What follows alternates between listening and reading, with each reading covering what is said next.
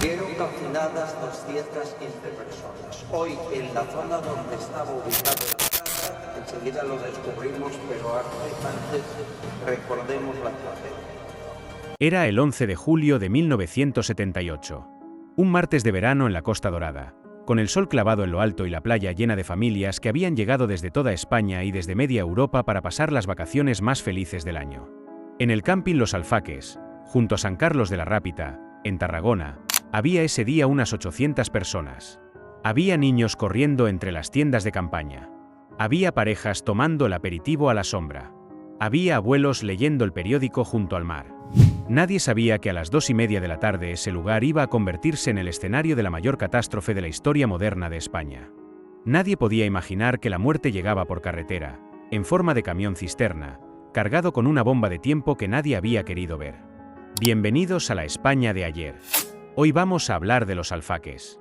De lo que pasó, de por qué pasó, y de todo lo que cambió después.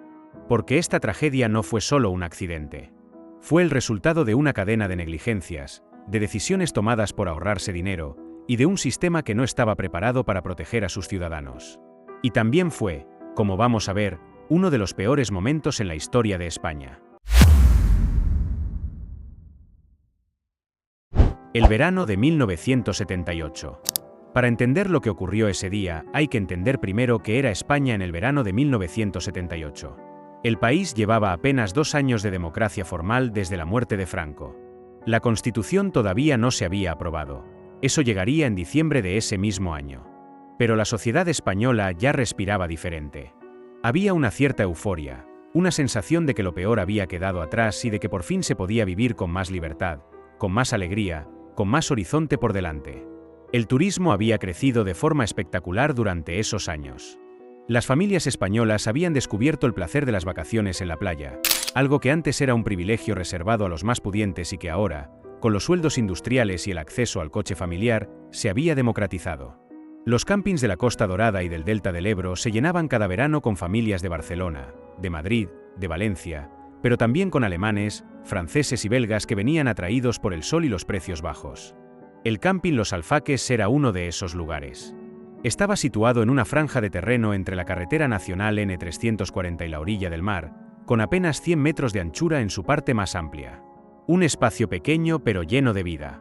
Tenía bungalows, zonas de tiendas de campaña, una piscina, un chiringuito. Era el tipo de lugar donde uno se desprendía de las preocupaciones y entregaba el tiempo al ritmo lento del verano mediterráneo. El camión que nadie debería haber cargado así. A las 10:15 de la mañana de ese martes, un camión de la empresa Cisternas Reunidas S.A. llegó a la refinería en petrol de la Pobla de Mafumet, a 9 kilómetros al norte de Tarragona. El conductor era Francisco Invernón Villena, un hombre de 50 años con experiencia en el transporte de mercancías. La misión era sencilla, al menos sobre el papel: cargar propileno licuado y llevarlo hasta Puerto Llano, en Ciudad Real, para la empresa estatal Paular, que años después sería absorbida por Repsol. El propileno es un gas licuado altamente inflamable.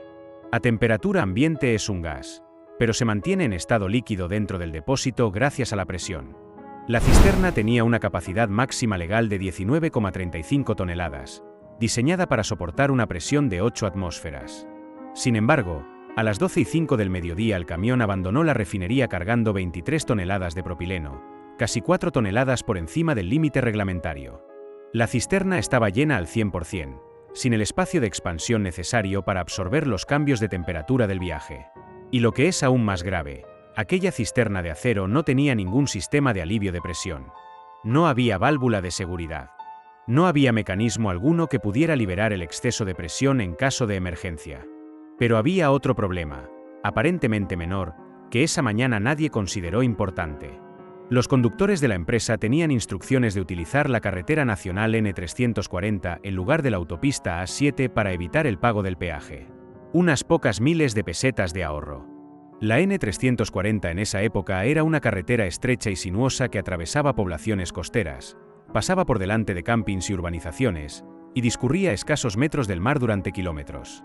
Era, en resumen, la peor ruta posible para transportar 20 y tantas toneladas de gas inflamable en plena ola de calor de julio. Las 2:35. El kilómetro 159,5. A lo largo del trayecto, El sol de verano fue calentando la cisterna. El propileno en su interior comenzó a expandirse. Y dado que no había espacio para esa expansión, la presión interna fue subiendo de forma inexorable, kilómetro a kilómetro, hora tras hora. Cuando el camión llevaba recorridos 102 kilómetros desde Tarragona, a la altura del punto kilométrico 159,5 de la N340, frente al camping Los Alfaques, la cisterna no pudo más. Eran exactamente las 14 horas y 35 minutos. Las investigaciones posteriores determinaron que muy probablemente la soldadura que unía dos secciones cilíndricas del depósito cedió de golpe. En ese instante, 23 toneladas de propileno licuado se liberaron a presión atmosférica, evaporándose de forma instantánea y formando una nube de gas inflamable que se expandió a velocidad brutal en todas direcciones. La nube encontró una fuente de ignición y se produjo una deflagración de proporciones catastróficas. La explosión partió el camión en dos. La parte delantera, con la cabina, salió proyectada hacia adelante por la carretera. La parte trasera de la cisterna, mucho más grande y pesada, salió despedida hacia atrás más de 200 metros hasta impactar contra el edificio de un restaurante. La bola de fuego que se generó en ese instante cubrió en cuestión de segundos la mayor parte del camping. El calor alcanzó temperaturas superiores a los 2000 grados centígrados. Las bombonas de gas butano que había repartidas por todo el campamento comenzaron a explotar una tras otra, sumándose al infierno. Según los testigos que lograron escapar, el agua de la orilla del mar llegó a hervir, y las personas que huían hacia el agua seguían quemándose incluso dentro de las olas. Murieron en el acto 158 personas, incluido el propio conductor del camión. Pero la tragedia no terminó ahí. Durante los días y semanas siguientes, otras víctimas con quemaduras devastadoras fueron falleciendo en los hospitales. Al final, el número total de muertos ascendió a 243 personas. Más de 300 sufrieron heridas graves. 45 minutos sin rescate organizado. Los periódicos de la época recogieron un dato que resulta casi imposible de asimilar. Las primeras fuerzas de rescate no llegaron al lugar hasta aproximadamente 45 minutos después de la explosión. 45 minutos en los que las víctimas, con el cuerpo en llamas o con quemaduras devastadoras, fueron atendidas por otros veraneantes y por vecinos de San Carlos de la Rápita que las cargaban en sus propios coches y las llevaban a los hospitales más cercanos. La gente improvisaba camillas con lo que encontraba. Los conductores que pasaban por la N340 se detenían en seco al ver el infierno y hacían lo que podían.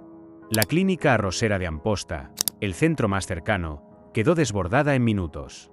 El Hospital Verge de la Cinta de Tortosa recibió más de 80 quemados graves de forma simultánea. No había suficientes camas, no había suficiente medicación contra el dolor. Muchos de los heridos tuvieron que ser trasladados a las unidades especializadas de quemados del Hospital La Fe de Valencia y del Hospital Vall d'Hebron de Barcelona, que eran en aquel momento los centros de referencia para ese tipo de lesiones en España. La Guardia Civil y el Ejército llegaron poco después y recorrieron los restos del camping buscando supervivientes entre la devastación. Un minuto que lo cambió todo. Existe un detalle que, conocido el alcance de la catástrofe, resulta casi perturbador. La explosión se produjo justo cuando el camión había abandonado el núcleo urbano de San Carlos de la Rápita, una localidad que en verano podía albergar a unas 20.000 personas entre residentes y turistas. Se calcula que el camión cruzó el centro del pueblo apenas un minuto antes de la explosión. Si la cisterna hubiera cedido en ese punto, en plena calle, rodeada de edificios y de miles de personas, los expertos estiman que las víctimas podrían haber sido muchas más. El horror de Los Alfaques pudo haber sido inconmensurablemente peor. ¿Quiénes eran las víctimas? Una parte muy significativa de los muertos y heridos eran turistas extranjeros, principalmente alemanes, pero también franceses, belgas y de otras nacionalidades europeas. Para muchas familias del norte de Europa, los campings de la Costa Dorada eran el destino de las vacaciones familiares de verano. Gente corriente, trabajadores, familias con niños, personas que habían ahorrado durante todo el año para pasar 15 días junto al Mediterráneo. La prensa alemana cubrió la tragedia con una extensión e intensidad que en España no tuvo parangón hasta días después. Algunas familias perdieron a varios miembros a la vez. Entre los españoles, muchas de las víctimas eran familias de Barcelona y del área industrial de Tarragona, obreros y empleados que habían podido permitirse por primera vez unas vacaciones en un camping. Gente que representaba exactamente esa España que empezaba a vivir con un poco más de holgura tras los años duros del franquismo, que descubría el placer de las vacaciones organizadas y del turismo accesible. Para muchas de esas familias, Los Alfaques fueron el primer y el último verano en un camping. La investigación. Negligencia sobre negligencia. La investigación judicial que siguió a la tragedia fue larga y compleja. El Tribunal de Tarragona determinó como causa oficial del accidente el sobrellenado de la cisterna, que impidió la expansión del propileno licuado al calentarse durante el trayecto, elevando la presión interna hasta el punto de ruptura. La empresa Cisternas Reunidas S.A. reconoció su responsabilidad y varios de sus responsables fueron procesados por imprudencia temeraria. Pero la investigación sacó a la luz algo que iba mucho más allá de una sola empresa.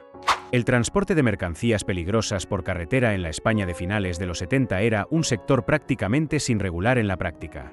Las cisternas se sobrecargaban de forma habitual porque eso significaba hacer menos viajes y gastar menos en combustible y peajes. La instrucción de evitar la autopista para no pagar el peaje llevó al camión por una carretera costera, en pleno verano, junto a un camping lleno de gente. Los peritos señalaron también la ausencia de válvulas de seguridad, la falta de formación específica para conductores de mercancías peligrosas y la inexistencia de protocolos de emergencia claros. Cada uno de esos fallos, por separado, podría haber sido corregido. Juntos, formaron la cadena que llevó a la catástrofe. Lo que cambió después. La catástrofe de los Alfaques fue, en términos de legislación y seguridad vial, un antes y un después para España. En los meses y años siguientes, se aprobaron nuevas normativas que regularon de forma estricta el transporte de mercancías peligrosas por carretera.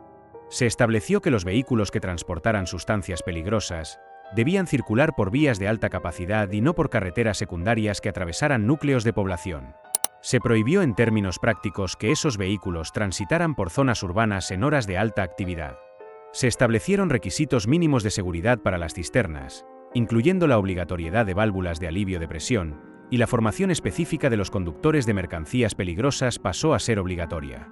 Con el tiempo, España fue adaptando su legislación a las directivas europeas en materia de transporte de sustancias peligrosas, en un proceso que los Alfaques habían acelerado de forma dramática. Quienes conducían por la N340 en los años siguientes y veían pasar un camión cisterna lo miraban de otra manera.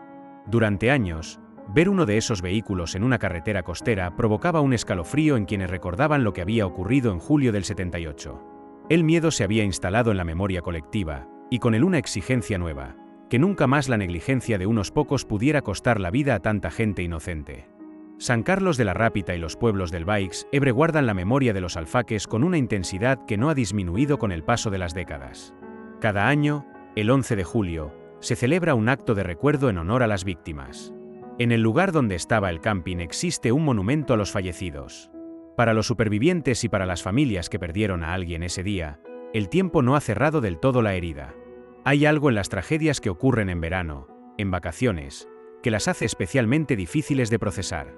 En los Alfaques, la gente no estaba haciendo nada arriesgado. Estaba de vacaciones. Estaba en la playa. Estaba viviendo, simplemente, con la tranquilidad que da saber que el trabajo queda lejos y que el tiempo libre por delante es largo. Y en ese contexto de paz absoluta, la muerte llegó de golpe, sin aviso, sin que nadie pudiera hacer nada para evitarla.